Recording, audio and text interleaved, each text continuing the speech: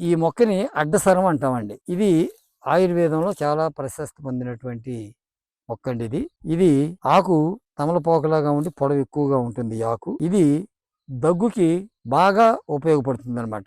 ఆస్మాకు గానివ్వండి, దగ్గు గానివ్వండి, జలుబు గానివ్వండి, దీని ఆకులు తీసి టీ పెట్టుకున్నట్లుగా కొంచెం నీళ్ళలో తుంపి గనక ఆకులు వేసేసి వాటిని 2, 3 సార్లు మరిగేటట్లు చేసి చల్లారిన తర్వాత వడబోసుకొని అవి గనక తాగేటట్లయితే దగ్గు 2 రోజుల్లో దగ్గు తగ్గిపోతుందండి.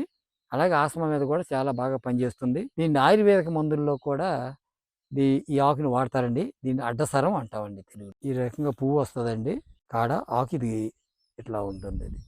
ఇది నీళ్ళలో ఈ ఆకులు తుంపి గనక ఏసేసి ఉదయం పూట ఒక ఆకుని దాన్ని 2, 3 సార్లు మరిగించండి. అంటే పొంగు వస్తది గదా!